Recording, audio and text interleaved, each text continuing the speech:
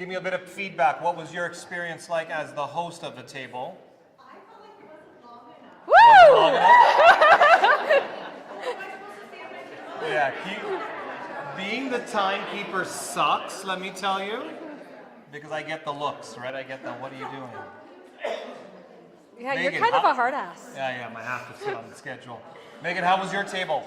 My table was rad. Yeah? To meet everybody, and they were super awesome, and a lot of them are way smarter than me. So I really like smart people that have, that think they're kind of engaging and fun and different, and everybody's kind of got really cool niches, and it was engaging, and it was fun, and it was kind of real. Like, I told my failure stuff. Isn't that awesome? I failed. She was vulnerable. Isn't that awesome? I was vulnerable! Yeah. You can tell as we went from table to table, Shashi, that it was, we were like, okay, wait, I'm coming. And then, shit, where's my group? And then you move on to the next one. It was awesome to see all the engagement, conversation. What was the one takeaway that you got from your table? Oh my gosh, I have notes. Here we go. I have a lot of takeaways, and I need my glasses. So I need to see Zane. Apparently, I need better glasses. These ones are not working for me. Okay, this was, you know what, there was a lot, but a couple of things that really resonated with me was triggers. The word trigger came up quite a bit in the imposter syndrome piece. And, people will go into something, a conversation, and then something will trigger them. And it's the figuring out why, where the source of that trigger. And I thought that was super insightful, because I don't know that I know sometimes the source of my trigger when I walk through before I open the door going, okay, I can do this. But there's something else, and I selfishly wanted to take that away and process that a little bit and think, do I actually know what sets me off to think that I maybe shouldn't sit in front of the crowd and do this? And then the other thing that this came up is that, feeling like everybody thinks I'm at the top of my game, but I still know that there's so much more that's open in front of me. And, so that imposter syndrome, and I thought that was really insightful for as well, was imposter syndrome maybe stops you from startup, but it also can stop you from even maybe when you're past the startup stage and going further. But it just sort of seems to follow us. And then the third thing was the piece on, it did manifest differently. People said in the way it showed up in everybody was very different depending on, I think, what they saw as kids and how so that was really interesting. There was a lot of vulnerability at the table. This Dr. Phil moment brought to you by Shashi. How about you? When Shashi and I decided to do this, we wanted one piece of our takeaway. If you notice, you've got little puzzle pieces. We were asking to write to the back of each of the puzzle pieces for each of the tables that you visited. And so I want to get some feedback from you as individuals. What was your learning outcome with the questions that were asked from you? And the reason why I want to do that is because when I've been to sessions and you kind of debrief those sessions, what you may take away from it may not be what I've taken away from it. But what you're taking away from it might be my aha moment, and vice versa. So I'd like to hear from all of you. Let's start with you, David. I'm going to put you on the spot. Okay. Let's go to imposter syndrome. Go to the imposter syndrome. The question that was asked was, were you aware of imposter syndrome before this event? How do you plan on working through it and recognizing your worth? Just putting you on the spot, buddy. So yes, aware of it for sure. I probably have spent the last 20 years of my professional career kind of working through that, right? Gaining confidence, getting accustomed in speaking with people, meeting with people, sharing stories about things. How do I work through it today? I think I've just developed maybe positive reinforcements come at me from a lot of different directions. So it's okay. People my one lesson.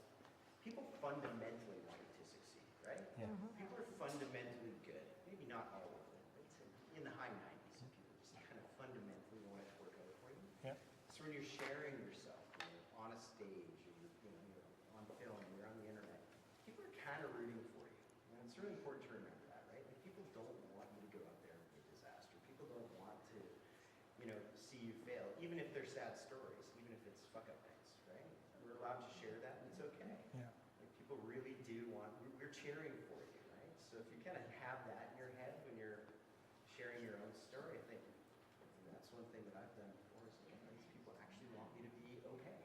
Yeah. Let's open up for one more person on imposter syndrome. The question is, how do you plan on working through it? Look at the back of your puzzle piece and share that with me, because you guys wrote the answers down.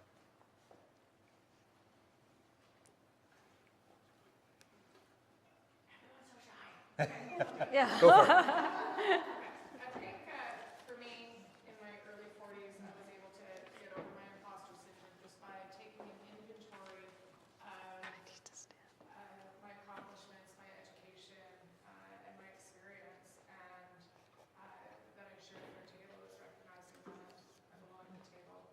I've earned my place here, and I think by and large, I'm sure I have glimmers of it, but I think by and large, I'm over it. I think I earned my spot. I earned my spot. Love it. Confidence. Love it. Let's talk about the topic passion or plan. How does your why fuel your business? Please. I am a holistic nutritionist, and I know so well what it's like to feel trapped in my own body and fatigued and not sleeping and just going every day like thinking that I was always going to feel the way I felt.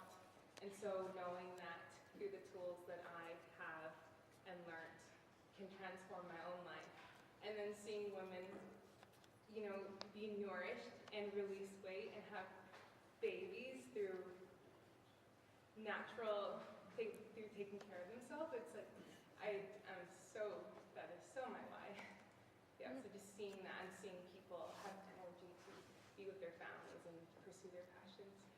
So I even get like, She's lit up. Look at that. Yeah, she's totally Did you guys see lit her up. face? Wow, that's awesome. One more. Who wants to share? Go for it. Okay, my why when I started my business, and I've only had my business for a couple of years, as well as a lot of you in this room, was basically I was working at another radio company. Right now I own my own underground radio, radio podcast.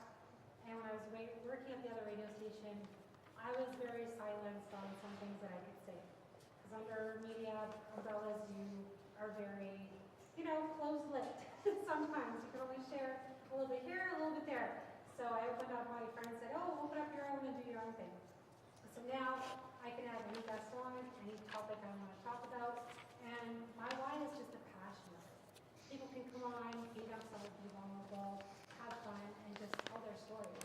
Talk about their businesses, talk about the music, the paintings, whatever they're writing about, and just have fun and just tell the world about it. So that's my why, is sharing everyone's stories. Leslie, that was your table, yes? that was my table, yeah. What was the one takeaway you got from that? From all the visits of every individual that came by?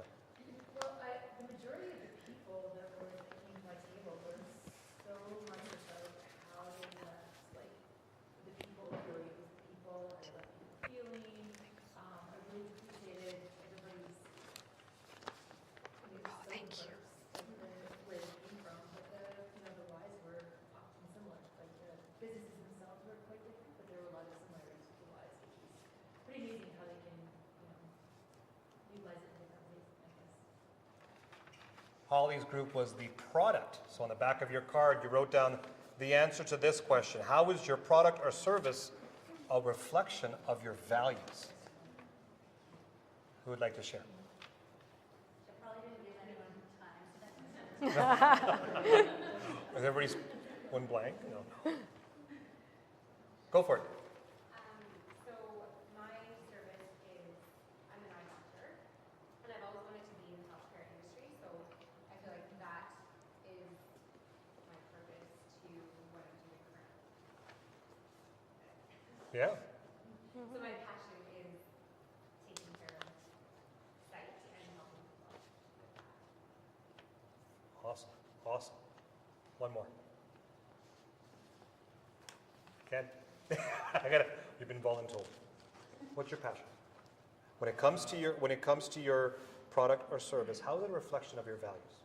Now, just give me pretense. Ken and I work together in regards to a lot of our clients are mutual clients and so forth. And so I've seen his passion come out. I want him to articulate that, but then I'll also like to add a bit because we've worked together. That's why I wanted to put you on the spot. Well, my why in my life, I just want to deal with people that are good at what they do or very knowledgeable in their field, and it's as easy as possible on me. So that's what we want to do for our clients. You have a problem or a potential problem, or you don't know you have a problem coming up, we want to provide that and an easy, or not easy, but as easy as possible way to solve that issue. And I would say the last part is solve that issue is why we work well together with our clients and so forth. That's a big piece, so thanks. Thanks, Ken. Holly, what was the takeaway that you got from the table? That was a good one. I didn't think I would have a lot to say for some reason, and I don't know why I thought that. Imposter syndrome's the thing. I got some really good feedback. I kind of like came to this some other little, maybe my own little realizations. But the one thing I kind of said to a couple of my groups was, you know, which kind of goes with the values and what you're in your product or your service. But if you're gonna have hard days in business, like without a doubt, you're gonna have some really hard days. Probably some days where you're like, I'm done. That's not gonna tell. But your business, whatever your product or service is, like what else is it doing that gets you out of bed on those hard days? It's kind of what I said, because a candle doesn't get me out of bed on those hard days. Selling a candle, I mean, a candle's a lovely thing for sure, but that's not the reason. And I think that is what your purpose and your value proposition is, and that's how you can articulate it. You know, my employees saying that they want to retire at milk jar and that they have you know, more confidence in working there, and it's, you know, working with organizations like Pace Kids and getting emails from parents who've had children go to organizations that we've donated to that just say it means so much to them. So that's what gets me out of bed on those hard days. It's not selling a product, but selling a product is the vehicle that allows me to do that work. Amen. Yeah, that's such a good answer. Amen. Such a good reason. People was one tabletop that Amanda was the host for. For those of you who went to that table and wrote something down, the question was, how are you building a team? And community. And community. Love it. Oh, come on. David, I'm going to pick on you. Sure. I'm building a team by creating shared values and a belief behind my vision. And so everybody who comes in, I want them to feel that I'm going to sit at the same table as them. I'm not going to be like the hierarchical thing. I want people to feel safe and that they can have autonomy in their work and feel comfortable in their work, but also believe behind the vision that we have to impact the world. Nice. Yeah. Nice. One more. Go for it, please. So for me, it's really about creating a very safe space and being intentional about that. So I actively reach out to each of my team members one-on-one to make sure I'm hearing what they have to say. And the same thing I expect from my team, I expect of myself. So I try to do as best as possible to lead by example. And so I hold myself accountable by having someone else who's able to keep me in check. And I also make it very clear to my team that feedback is always welcome. And if for whatever reason they don't feel that they can come to me, I make sure there's another channel or avenue that they have, and I'm intentional about letting them know to go that channel if it's what works best for them, so that they don't feel they ever have to show up not authentically themselves. So be really intentional about creating that space. Create the space. Amanda, at your table, what takeaways did you take? Sorry. What were the takeaways for you? Well, first off, I just actually want to thank everybody for, tolerating me at my table. Coming to this event. You guys all came with so much authenticity and so much desire to not only share your different perspectives, but you actually also came with purpose. And I personally, I don't think there's a single person that didn't learn from each other, and I don't think any of the table hosts didn't take something from everything that you guys brought to the table today. You guys are very engaged. Sorry, Faisal, you made the comment that you, and Shashi, that you wanted everybody to leave today with, as a community. And I think that was definitely achieved. I mean, despite our fun banter with me yelling across the room saying I need more time. And me not giving it to you? And Shashi, holding my people back.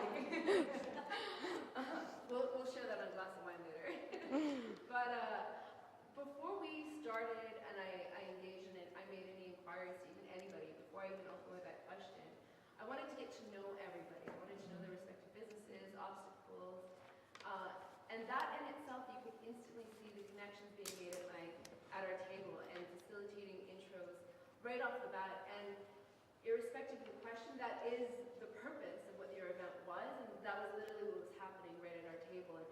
And then I would come in, obviously, and enforce the whole purpose of that subject matter by reinforcing relationships. People are so important, especially within the entrepreneurial community. This is a lonely ride, and so supporting one another is the only way we're going to ever get through it.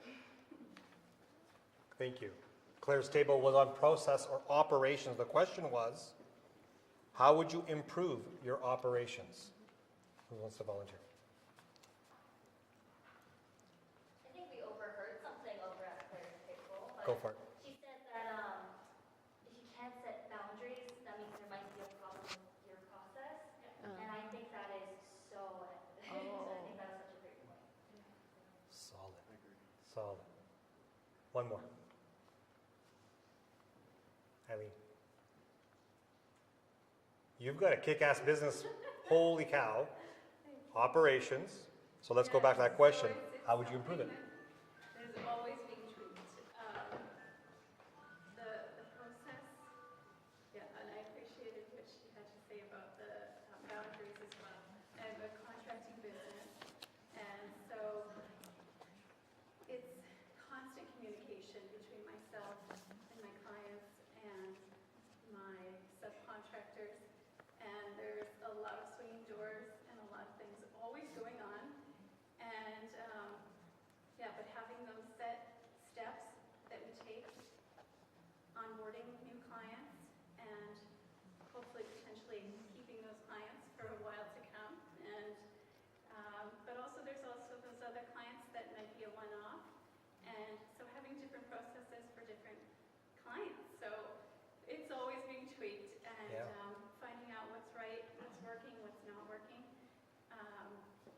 And I think being humble enough to see those areas that need to be worked on and where I could take myself out of it and let my men and women that work for me do a better job at it. So, yeah. That's awesome. That's awesome. Well, Claire, let's talk about what you got away from that table. Well, I really loved everyone's engagement, number one. I didn't think it was long enough, I just wanted to keep going with the word. I would say a consistent dialogue within all of the groups that came out was actually, for many of them that have a team maybe with them, versus a solo entrepreneur, was empowering their team to be able to assist with the process and be able to define when something wasn't going right, and sort of touching down every so often and making sure, are we still on track and how are we doing, and do we have to implement new ideas within a process? I'm not necessarily talking about like a written manual of ideas, but certainly a dialogue that's open and engaging for your clients too. And with respect to the boundary conversation, that's a big thing for me within my own business too, is it's okay to say no and realize that you're not the right person for my business, and therefore I need to step away from you as a client. Yeah.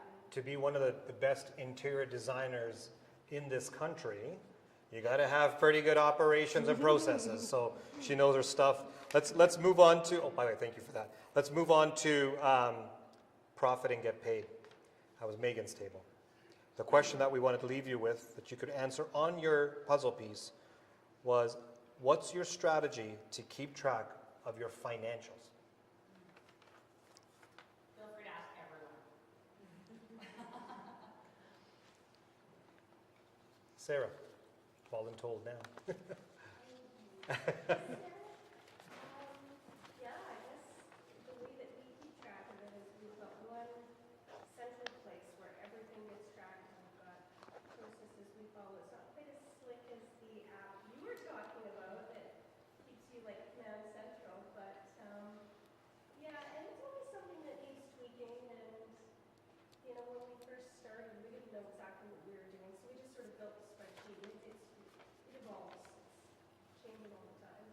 Keeping track, when you're a top end in the real estate business, as she is, you'll have to keep on top of all the flows that are coming in and out, right? Knowing that there is money flowing in, flowing out, expenses and so forth, and knowing what your profit margins are for every type of deal that's going to be out there is a very challenging part.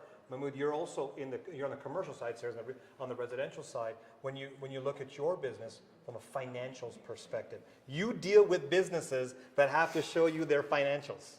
Okay, so I want to take it from that angle with you. So I'm going to put you on the spot. What are some of the things that those business owners can do to do a better job at tracking at their financials? I think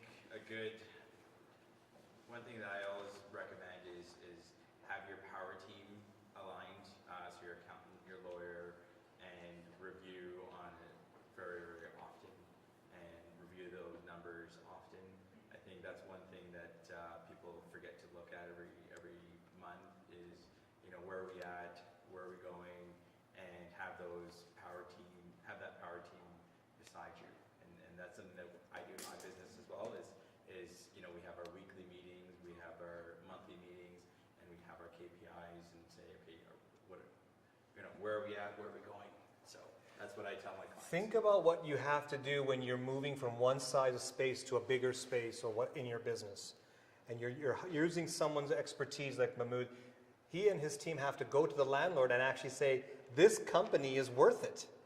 You can actually take solace knowing that they're going to be able to pay their rent on time, be strong financially, so you're not at risk as the landlord. So to see that perspective, and you talked about KPIs. Megan, I'm going to go back to you on that at your table. What did you have to do with KPIs before you came in? Google it this afternoon, which I told my tables. I had no idea what lingo was, and so I'm not gonna lie, I felt like an idiot my whole career trying to figure out any type of financial management, any type of accounting, anything like that. So Faisal actually put me in my most uncomfortable topic ever. Yeah. So that was a good lesson for me because the way that I started in front of my business used to be the most humiliating and shameful thing that I refused to talk about for probably 15 years. So I refused to tell anyone, the sacrifices that I made, or the things that I did, or the loans that I took, or the near bankruptcies, or the having to completely restructure everything, the collapse of things, working 3 jobs, all those things. I was super humiliated as a business owner that I felt like I failed so badly for such a long time and that no one else was failing. So I felt completely alone for, I would say, at least 15 out of the 19 years. I felt like I was the only one out there that was sucking, and why couldn't I figure it out? And why didn't I become smarter? And why did I feel so uneducated? And why was the struggle so excruciating? So that was really hard. I'm actually getting a little bit emotional about it. I would never have put myself in the position that Faisal did, and I have to give Faisal credit because he constantly makes me feel uncomfortable, and every time I'm uncomfortable, I don't know if that's a good thing or not. Yeah. but I think that I, become a better human and more of myself every time it makes me uncomfortable and I have to face it and not cry. And the second thing is that I learned something. All of you guys are super rad, and I really liked knowing what you did for a living, and everyone is really unique and really cool. But I learned something. So I was told that I learned lots of things, but there was one thing I learned that I didn't realize actually. So I thought I just had to be super cool with having money in the bank and being so prepared for everything. I love being controlling, I love preparing, I love just I feel like if I could just prevent anything bad from happening, I'll be okay. And I was told that actually character is part of what lenders look for. And I actually didn't know that at all. I was being a good person helps. I have no idea. And so all the ways that I've struggled to get control and to try to be more responsible and try to go through the hard processes and learn stuff I really freaking hate. And then to ask questions from really smart people, even though I felt like an idiot, but they never made me feel like an idiot. Now I'm oh, that actually is going to help me to grow my business and maybe franchise in the future or create a better business or, do things that I've been scared to do for a very long time. So being a little martial artist. And I also learned that I totally tied my little black belt like my actual black belt. Hey-oh, look at that. So I had a really good time. 11-time world champion, right? Awesome. Well, So Chris- I'm getting the really quickly, just so you know, you're not the only one that feels that way when it comes to financials and so forth. You're not the only one that has those concerns. You know, Michael has a business talking about bookkeeping, cloud accounting, and so forth. They've got a resource right here that can help you with that. One of the comments that was mentioned earlier was that we were in the same group going from table to table. We didn't get to mingle with others. So I want to leave you time to mingle with others. But before we do that, shall we do some door prizes? Yeah, let's do it. Okay, we've got some door prizes. Kristen's going to bolt it and get those winners for us. We've got a few prizes behind me. When you do get to me, can you please ensure that I don't leave with any croissants, because I can't afford them anymore. Take a croissant with you and so forth. Shashi, this is all yours. Let's start off with the... First and foremost, was there anyone who didn't get?